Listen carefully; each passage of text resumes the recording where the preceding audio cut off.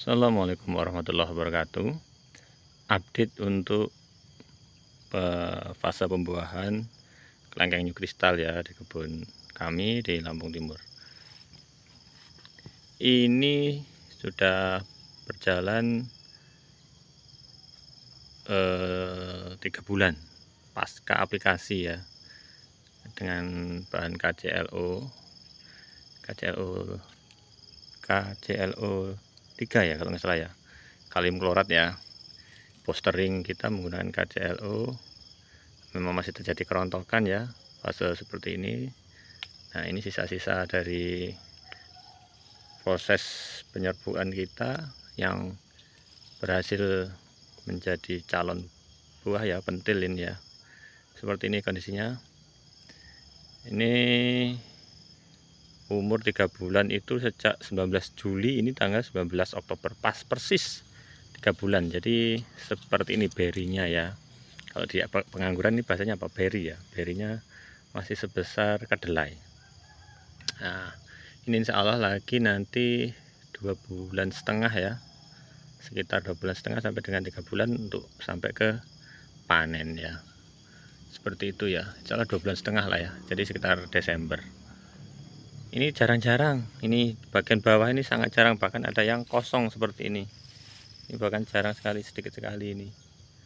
Ini bagian bawah, tapi ya kalau bagian atas ya, bagian atas lebih lebat. Satu dompol bisa berisi ratusan ya. Jadi sekitar beberapa kilo per dompol itu nanti jadinya gitu. Karena kalau nggak salah per kilo ini rata-rata kalau untuk kelengkeng new kristal adalah 80-an butir ya.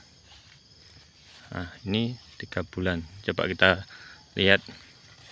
Nah, kita tiung lah ya yang bagian atas untuk melihat tingkat keberhasilan pembuahan kita ya. Seperti ini.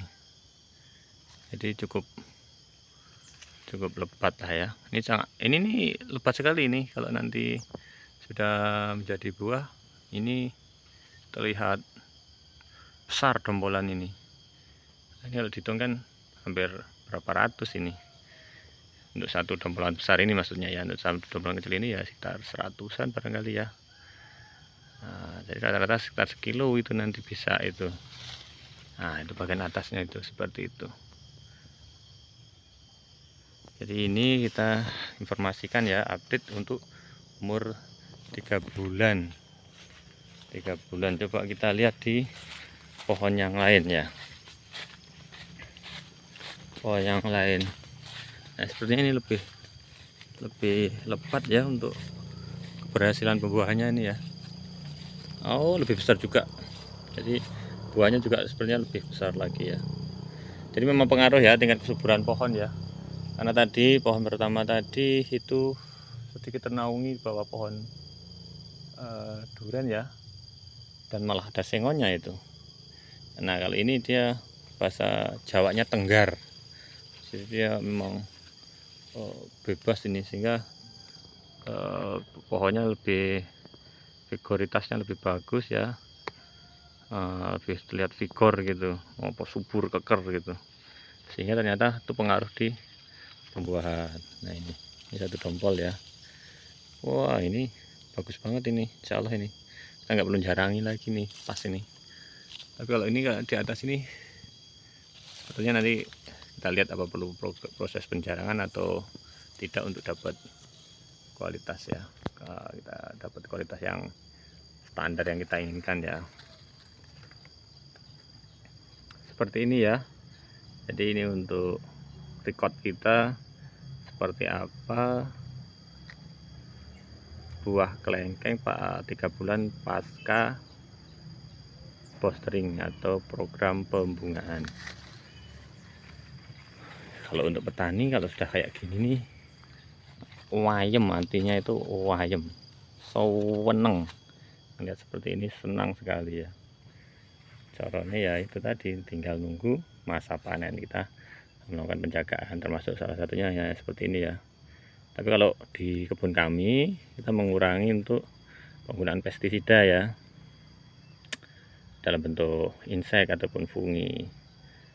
Kalau untuk serangan-serangan semacam ini kita anggap ini kondisi sangat-sangat wajar, masih di bawah batas ambang ya, yang kita nggak perlu lakukan untuk penyemprotan. Kita nggak akan lakukan penyemprotan ini fungisida.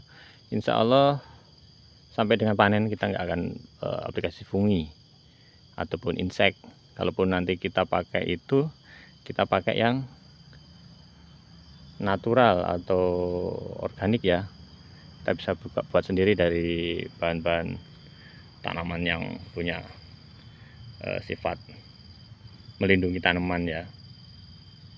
Ekstraksi tanaman untuk melindungi tanaman, seperti misalnya kita pakai ekoenzim buah-buahan, ekoenzim bawang merah bawang putih ya, atau kulit bawang merah bawang putih, seperti itu. Insya Allah itu sudah sangat baik. Tapi kalau memang nanti diperlukan, bila mana diperlukan, dan kita khawatir nanti di musim-musim November Desember itu kan La Nina ya, ini curah hujan tinggi, kita yang khawatir adalah embun jelaga ya, atau apa itu yang hitam-hitam itulah ya. Nah, itu sangat mengkhawatirkan, itu menurunkan nilai jual tanaman kita, bahkan bisa menyebabkan kerontokan, kebusukan ya. Nanti kita lihat perkembangannya. Kita tidak mengharamkan untuk pestisida kimia, cuma kita akan seminimal mungkin menggunakannya gitu. Karena ya satu faktor kesehatan, dua adalah faktor ekonomi ya, mahal buat petani kita ini sekarang. Kalau kita semua serba kimia ya, kita akan berat di ongkos karena harganya semakin hari semakin mahal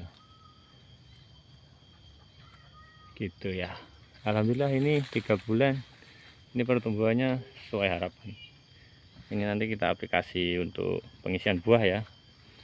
Nah, nanti insya Allah kita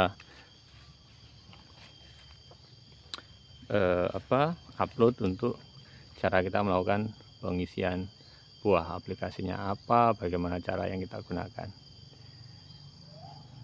Terima kasih, selalu semangat untuk para pejuang